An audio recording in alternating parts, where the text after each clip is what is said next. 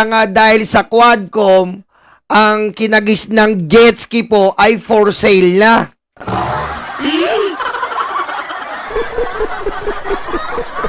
Baka po may nagnanais dyan na mag-avail ng jet ski. For sale, jet ski, hindi po nagamit kahit isang beses. Baka ngayon po parating na March, nais nyo pong magbakasyon dahil summer sa Pilipinas, meron pong jet ski. 125,000 lang po. Ang location po sa Davao. Hindi po nagamit to. Hindi po nagamit ang jet ski na to. Kumbaga, sariwang-sariwa po. Dapat po kasi gagamitin to. Ngayon, hindi man lang naangkasan ng hayop.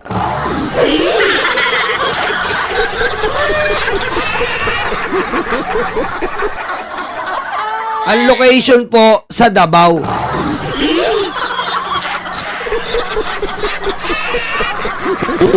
Stupid gun. Stupid gun. Stupid gun.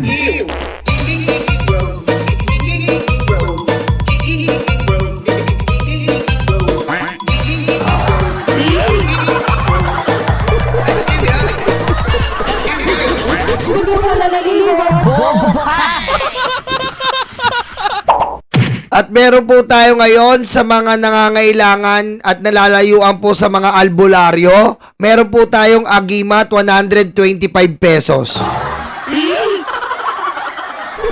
Kita-kita nyo po, pendant po yan. Pwede nyo pong gamitin anting-anting o agimat. Kung meron po kayong mga bata na hindi natunawan, ayan po anting-anting.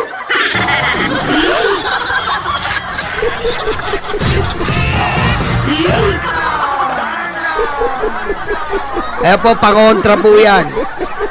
Pangontra po sa mga usog, sa mga bagok, sa mga laaswang.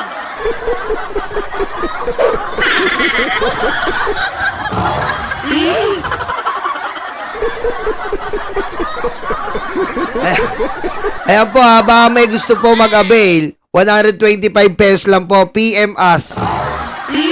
PM lang po. Ha? PM lang ha. Finger niya ang beta.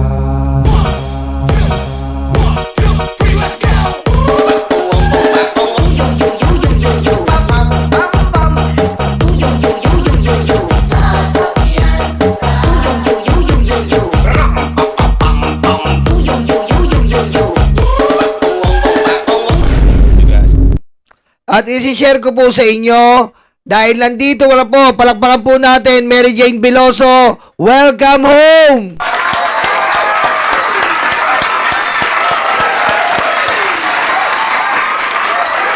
Siyempre, sino po gagawa niyan? BBM lang sa kalam, kung saan iniintindi at pinapahalagaan ng buhay. Pero dapat po, patay na talaga yan. Buti, hindi nakikinig si Widodo.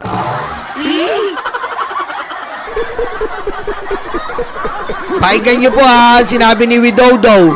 Juga sudah saya sampaikan mengenai Mary Jane dan sabi niya, during his visit to Indonesia, I've explained to the Philippine President saya bercerita bahwa Mary Jane itu Rodrigo Duterte about Mary Jane situation. membawa 2,6 kilo heroin. And I told him that Mary Jane was found guilty of carrying 2.6 kilogram of heroin. Sabi daw kay Duterte. Saya cerita mengenai I also told him about the delay in the previous execution. penundaan eksekusi yang kemarin. President Duterte answered, "Go ahead if you want to execute." Yan ang presidenteng demonyo. Oh. Yan po. Ang presidenteng demonyo, kita nyo ha. Sabi niya daw, go ahead if you want to execute. Tingnan mo. Duterte saat itu menyampaikan silakan kalau memang mau dieksekusi. Proses hukumnya kita The Attorney General will follow up the process of execution. Jaksa Agung yang But the answer from Duterte is the same. Talagang pinipilit daw po. Pinipilit Duterte patayin na si Mary Jane Veloso.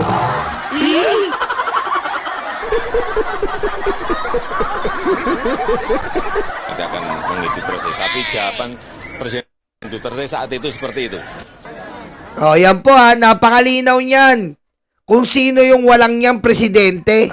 Na walang alam po, pumatay, patay.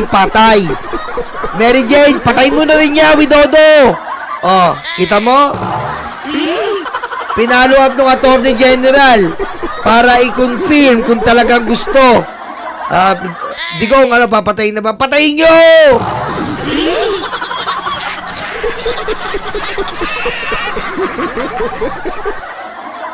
Kita mo? Ganyan ba yung presidente mo? Hindi mo man lang inalam kung inosente or guilty talaga ang iyong kababayan? Kita mo? Nataniman lang si Mary Jane dahil sa hirap. Oh. Meron pa palang ulo. Kasi ganun si Digong. Wala siyang pakialam kasi sanay siya sa ganun eh. 'Di ba? Protektado niya yung mga kriminal.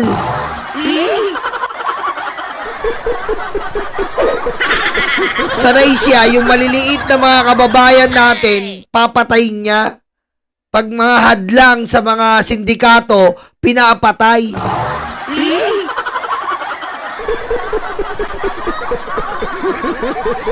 Pero si BBM po, hindi inayaan yan. Anong sabi ni BBM? Ito yung kay Noy Noy. Pakita ko sa inyo. It seems to serve both of our interests to keep her alive to be able to testify, sabi ni Noy Noy. Sabi ni Digong, go ahead, proceed with the execution, demonyo. Sabi ni BBM, we managed to delay her execution long enough to reach an agreement to finally bring her back to the Philippines. Ginawa namin ng paraan upang maantala ang pagpatay kay Mary Jane. At humantong na nga sa pagkakasundo para mapabalik si Mary Jane Veloso sa Pilipinas. Ganyan po ang presidente. Nagmamahal sa kanyang makakababayan. Hindi yung sasabihin mo, sige, patayin mo na.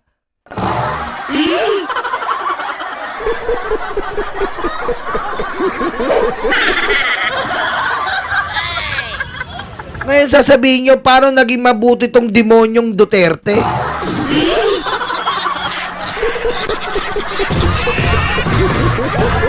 Saan parte naging mabuti?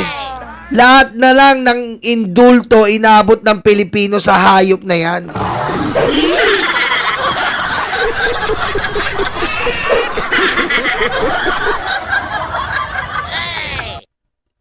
Tama, si BBM ito, umaapaw ang kabutihan. Naniniwala sa hustisya, naniniwala importante ang buhay ng Pilipino. 'Di ba? Importante sa kanya eh. Dahil naniniwala siya na walang kasalanan, eto, galit to sa mga ganyan. Kasi nga, ang feeling niya, si Mary Jane Veloso, kumbaga sa sindikato nila Digong, mga whistleblower yan. Galit to sa whistleblower, pinapatay niya kagad. Kaya sindikato siya eh.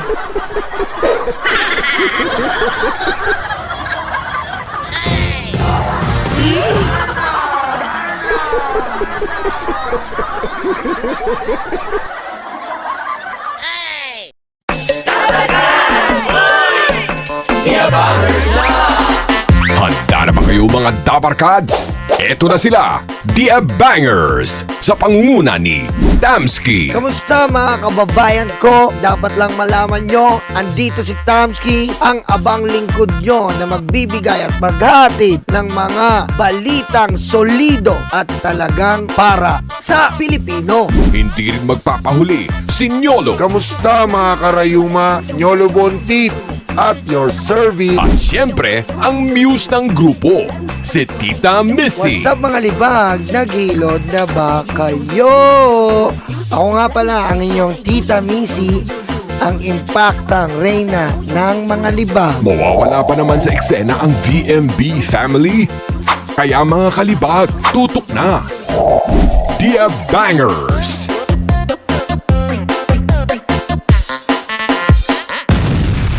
Kabahan na kayo.